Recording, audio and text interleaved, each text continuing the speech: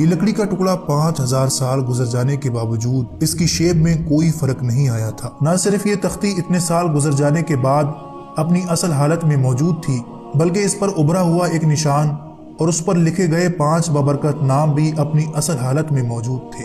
نامعلوم زبان میں لکھے گئے یہ نام اور اس کے نیچے لکھی گئی ایک تحریر جس کا مطلب کوئی نہیں جانتا تھا۔ ان تحریر کردہ ناموں میں سے ایک نام حضرت محمد صلی اللہ علیہ وسلم کا تھا، جبکہ باقی 4 نام کس کے تھے اور اس پر لکھی گئی اس قدیم زبان کا کیا مطلب تھا کوئی نہیں جانتا تھا۔ آخر روس کے آرکیولوجسٹ نے جب اس تختی پر ریسرچ کی تو یہ جان کر حیران رہ گئے کہ اس تحریر کو اس زبان میں لکھا گیا ہے جو زبان بہت وقت پہلے ہماری زمین پر بولی جاتی تھی۔ سال 1953 میں روس کی گورنمنٹ نے اپنے ماہر سائنسدانوں کو اس زبان کو جاننے کا ٹاسک دیا۔ پورے 8 مہینے اسٹڈی کرنے کے بعد آخرکار روس کے آرکیولوجسٹ نے ان ناموں اور اس تحریر کا مطلب جاننے میں کامیاب ہو گئے، اور جب ان ناموں اور اس تحریر کا مطلب انگلش زبان میں شائع کیا گیا تو تمام لوگ حیران رہ گئے۔ آخر روس کے آرکیولوجسٹ کو اس لکڑی کے ٹکڑے میں ایسا کیا ملا اور وہ 4 نام کس کے تھے اور اس تختی کو حضرت نوح علیہ السلام کی کشتی میں کیوں لگایا گیا تھا؟ یہ سب جاننے کے لیے اس ویڈیو کو اینڈ تک ضرور دیکھیے گا۔ دوستو، طوفان نوح آنے کے بعد دوبارہ سے ہماری زمین پر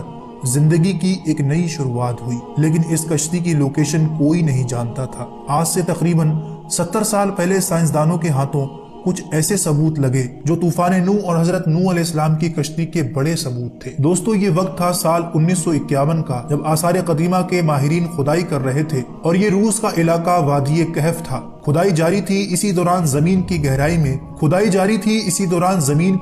میں کچھ بہت پرانی لکڑی کے ٹکڑے دکھائی دیے جو تھوڑی تھوڑی دوری پر بکھرے ہوئے تھے۔ تحقیقات اور ریسرچ کرنے کے بعد سائنسدان اس نتیجے پر پہنچے کہ یہ تختی کوئی معمولی لکڑی نہیں، بلکہ یہ لکڑی حضرت نوح علیہ السلام کی کشتی کی ہے، اور 5000 سال گزر جانے کے باوجود یہ لکڑی اپنی اصل حالت میں موجود تھی۔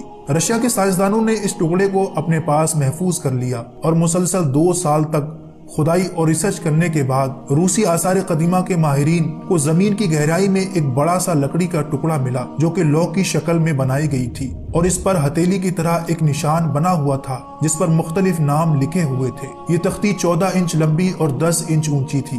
انتہائی حیرت کی بات یہ تھی کہ دوسرے تمام لکڑی کے ٹکڑے خستہ ہو چکے تھے، جبکہ یہ تختی بالکل صحیح حالت میں موجود تھی، لیکن اس پر لکھی ہوئی زبان کسی کو سمجھ نہیں آ رہی تھی کہ اس لکڑی پر لکھی ہوئی تحریر کا کیا مطلب ہے، اور اس ہتھیلی کے نشان پر بنے ہوئے نام کس کے ہیں، اور حضرت نوح علیہ السلام کی کشتی میں ایسی تختی لگانے کا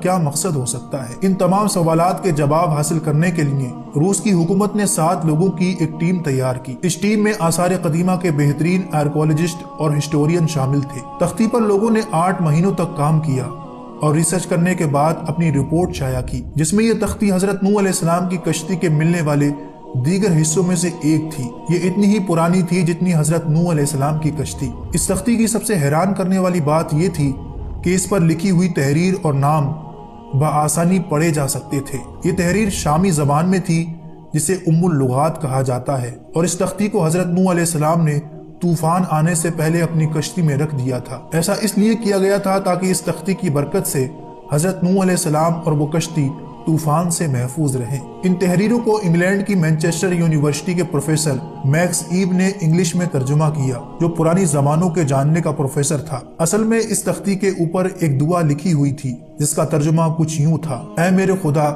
میرے مددگار، اپنے رحم اور سخاوت کے صدقے ہماری مدد کر۔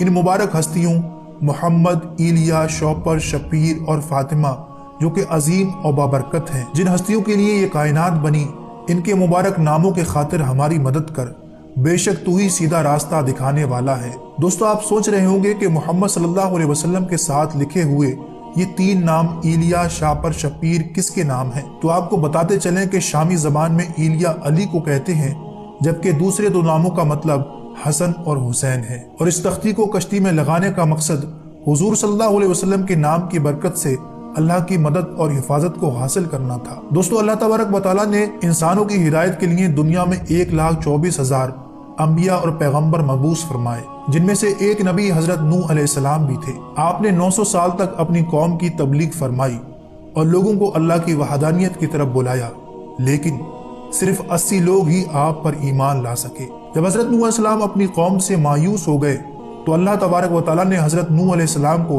एक कश्ती बनाने का हुक्म दिया जो कि आपने तैयार की और अहले ईमान उस कश्ती में सवार हो गए, जबकि जो लोग आप पर ईमान नहीं लाए थे वो सब तूफान में हलाक हो गए। चीनी माहिरीन का कहना है कि वो यकीन के साथ ये बात कह सकते हैं कि ये कश्ती हजरत नूह अलैहिस्सलाम की इस्तेमाल में रहने वाली कश्ती है जो उन्होंने 4800 साल पहले अल्लाह के हुक्म से बनाई थी। ये कश्ती 300 गज लंबी, 50 गज चौड़ी और 300 गज ऊंची थी, जो कि 6 महीने 8 दिन तक पानी में तैरती रही और 10 मुहर्रमुल हराम को जूदी पहाड़ी पर ठहरी और फिर आप अपनी कौम के साथ नीचे उतर आए। मुस्लिम मुहक्किकीन के मुताबिक कश्ती रुकने की जगह जूदी पहाड़ी था जो कि कोहे अरारात का हिस्सा है। इस कश्ती की 3 मंजिलें हैं जो कि कई मीटर तक बर्फ में दबी रही। जब पानी कम हुआ तो हजरत नूह अलैहिस्सलाम ने खसरान शहर आबाद फरमाया और एक मस्जिद तामीर की गई जिसे समानीन के नाम से जाना जाता है और आपका मजार मुबारक लेबनान में वाक़ है। दोस्तों, इस तख्ती पर नाम मोहम्मद सल्लल्लाहु अलैहि वसल्लम मिलने से कि हजारों साल पहले हजरत नूह अलैहिस्सलाम भी इस हकीकत से वाकिफ थे